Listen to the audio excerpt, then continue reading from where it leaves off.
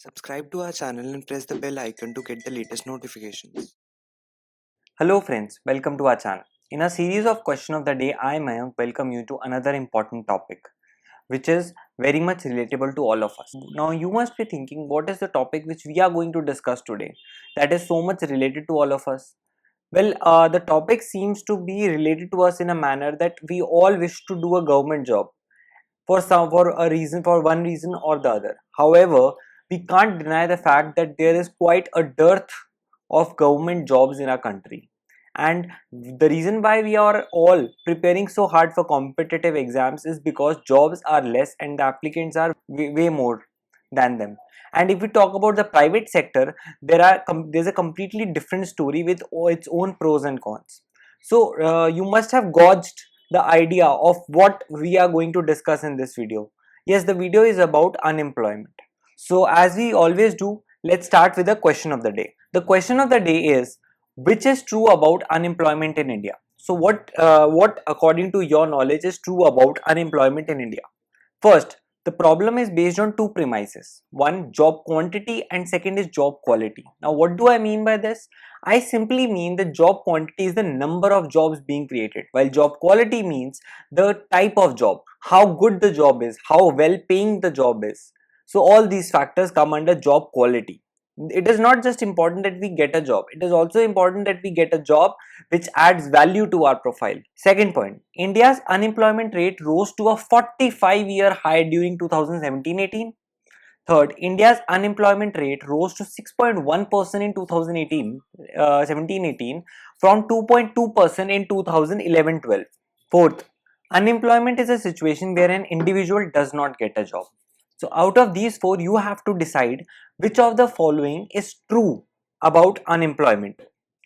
So all of you who know the answer can pause the video and mention and give your answers. Rest of us can wait for me to give you an answer, and by the end of this video I hope that you not only know the correct answer but also have an idea that why this statement is correct. So now on your screen you can see some numbers. These numbers say a lot about them, but it is important for me to help you understand what these numbers are by giving a context to them. So I'll narrate these numbers to you, but in the form of a simple logical story.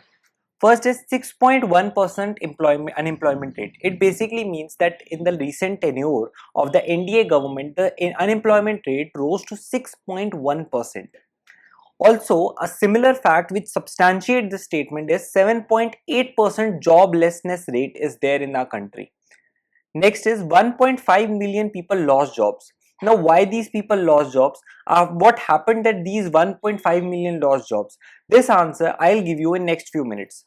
12 million people enter job market every year. So remember the labor market or the workforce. 12 million people every year enter our workforce. And also 13 million people opt out of labor force. Now, why these 13 million opt out, and what do I mean by opting out of labor force?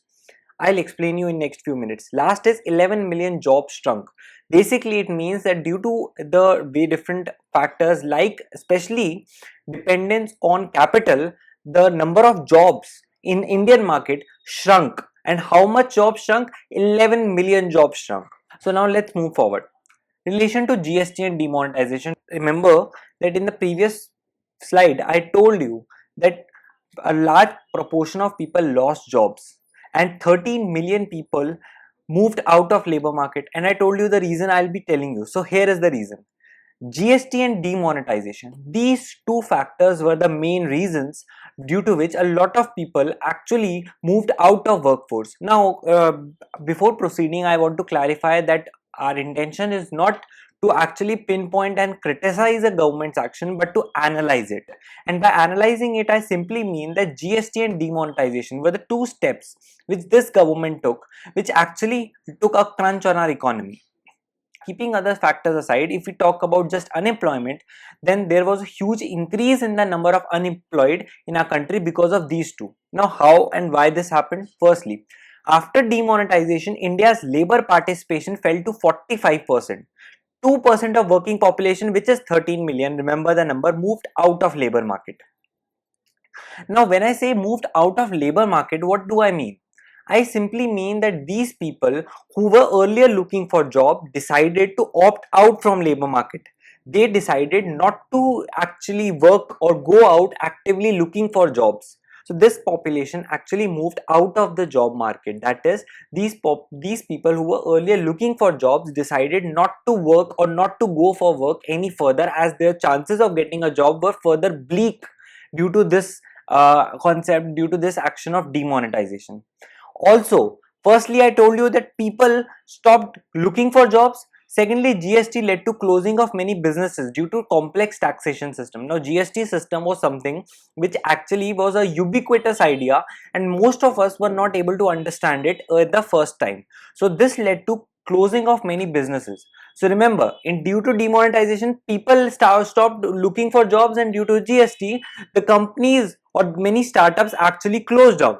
So because of this, neither the employer nor the employee were willing to actually go into an arrangement and do some work. So because of GST and demonetization, there was a huge impact on the unemployment rate in the country, as many people actually opted out from the active work participation. However, at this point, one thing I want to actually clarify, that as per reports, the number of people who are actually working in jobs, this I told you about people who are looking for jobs. However, those people who were already working for jobs and did not move out from their jobs. That is, there was no such cases reported of people being removed from their jobs. It was just the case where people who were looking for jobs stopped looking for jobs in future, because they felt that the chances of now they getting the job because of demonetization were less. So it is important that if we analyze the facts, we analyze them in the correct manner. Now, we talked a lot about unemployment, but actually what is unemployment? There has to be a definition of this word. So the definition states that labor force participation rate measures, that is, unemployment means those people who are not getting a job. If you think like this, then there has to be some addition to your definition. The labor force participation rate basically means that number of people who are participating in the labor force measures the proportion of people in the working age group who are actually available for work. That is, who are in the working age group, also they should be available for work. That is, they are willing to take up jobs. Based on both these components, we define unemployment. If you remember the question of the day, there was a statement which states that unemployment refers to a situation where a person does not get a job. So it is important that we carefully analyze that it does not mean just a person not getting a job. It also means that a person who is in the working age group but is not available for getting a job, or is not willing to get a job. So it also considers willingness. So it is important that we think up twice before deciding that whether that statement was correct or not. Also, a staggering figure on your screen is India has a core workforce of 433 million, of whom 22% are women, which states that out of a huge population, a significant number of 22% of working population in urban areas is women. Now, after these statistics, now let's talk about the two paradigms. These two paradigms are the basis of defining unemployment in India.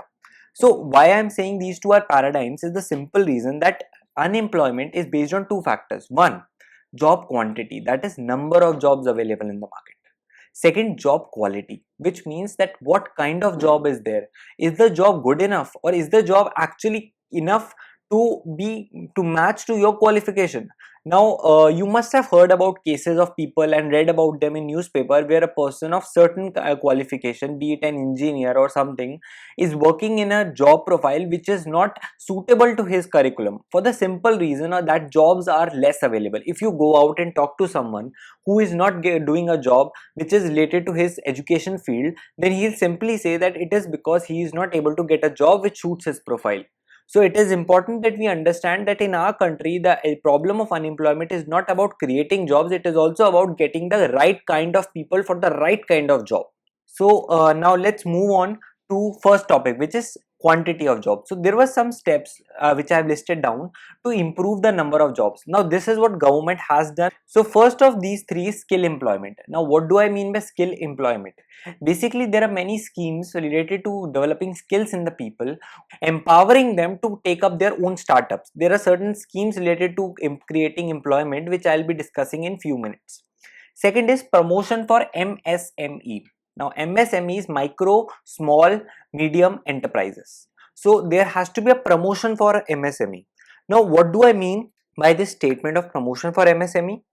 So since MSME is the largest provider of employment, remember in India after agriculture sector, the second most important sector which creates employment for our population is MSME sector, that is micro, small, medium enterprises. So government of India is taking active interest in developing of this sector. Government is encouraging MSME players to go and rate them to obtain better trading facility. That is, government is taking initiative by rating these MSMEs so that they get better trading facility and options to trade in a better manner. So this actually helps them to trade more and grow more and create further employment. Second, to increase the number of jobs, there has to be a change in government spending. Now, what do I mean by government spending and how it helps in creation of jobs? Government is too bloated. That is, reality is that government at center, state and local level have a low capacity to employ more people. Due to this, the tendency to spend state budgets on freebies. Now what I said is basically means that government at center, state and local level have a very low tendency to actually employ people on their own. So you won't see people getting employed at a fast pace in these levels because the government spending on these levels is mostly on freebies. Now, what do you mean by freebies? Freebies are basically the subsidies. So you remember the government, a major chunk of government spending goes in these subsidies and these schemes and implementing them rather than actually creating employment for people. So these subsidies take a major part of their spending and the government is left with very small money. So that's why the name is change in spending by the government. So there is a need that government should change their spending pattern and work on these schemes to create employment, and in fact create employment in their own offices by creating more vacancies in government departments, right? So as government will start to employ people, the observed fact that economies move from basic poverty levels to middle and higher income level, the size of government grows and so will employment. So this has to be the key idea in changing the government spending pattern. Now moving about to skill employment schemes. Now remember I told you that I'll be telling you about those schemes. So here are those schemes. First is Prime Minister's Employment Generation Program. So Prime Minister Employment Generation Program aims at generating self-employment opportunity through establishment of micro enterprises by organizing traditional artisans and unemployed youth.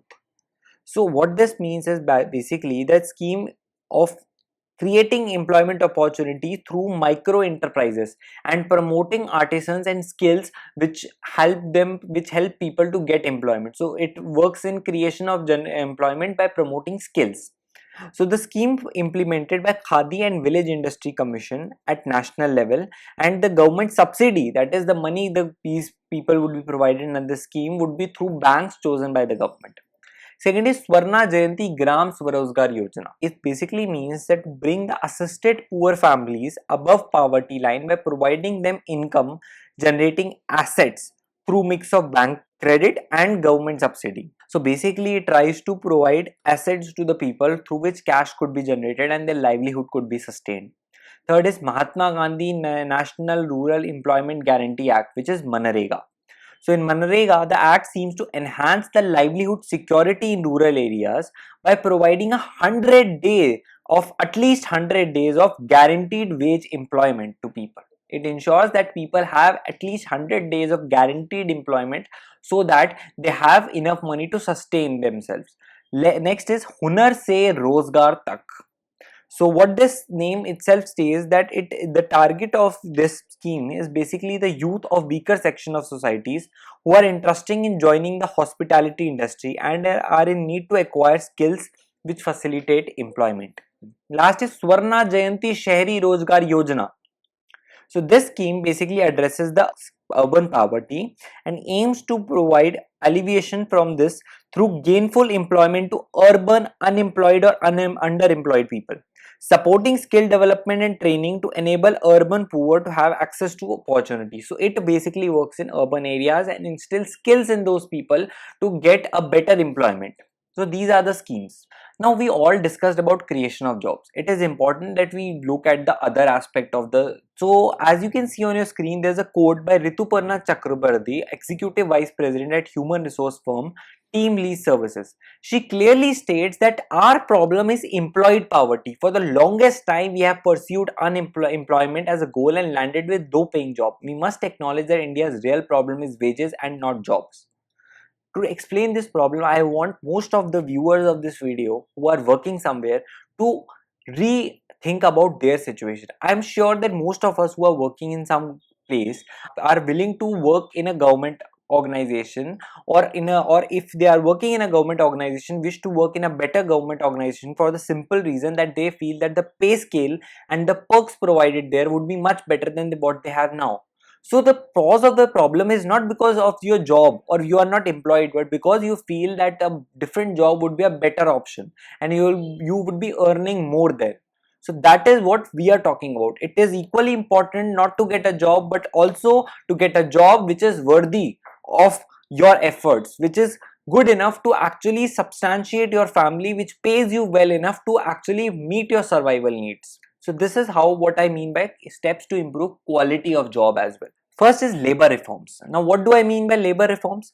So labor reforms basically means reforms in the labor laws of a country like India, which is so stringent about labor system in our country that most of our people had to go outside to get job opportunities. Recently, the policy or there's an amendment in the Apprenticeship Act. Now what this amendment is basically to replace the outdated system of trade-wise and unit-wise regulation of apprentice. Second, it introduced optional trade. Third, it removed the stringent clauses like imprisonment and allow industry to outsource the training. So it ensures that training is provided to people by the industry, and this is outsourced to ensure the quality of training is enhanced. So what I mean by this labor reforms, what will happen if labor reforms are improved? What will happen if more acts like Apprenticeship Act are amended and made more friendly and more suitable to today's requirement? What basically we need is basically that emerging demand for skills are spotted quickly. So you know that there is a demand for skill. But what the problem is that even if you develop a skill, if you go out and get a course done, the course which you feel is necessary in today's time, there is no guarantee that you will get a job which will pay you enough to sustain your livelihood from this simple course. So there is need for a mechanism to be developed which to work in a manner that these skills are actually channelized into proper job opportunities. So there has been a direct link between good urbanization and jobs growth, as unless India's urbanization is concentrated in narrower areas and serviced by good infrastructure, job creation will be suboptimal only. So as long as the infrastructure is not developed, job creation would be suboptimal. So rather than spending on subsidies, it is important that we spend on government in developing infrastructure as well as creation of jobs in our country rather than getting out to getting infrastructure or getting capital from outside. So now moving on to question in your mind. Now what this slide basically talks about is those questions which you must be thinking about while going through this video. First is, what about high GDP growth rate? Is it possible to that there is a country where high growth in the GDP as well as high growth in the unemployment rate? Yes, the situation in our country is so that there is a good GDP growth rate, but it is not because employment is being created. These two are not going hand in hand. Rather, it is because high expenditure on capital intensive technology is there, and foreign outsourcing is on a rise.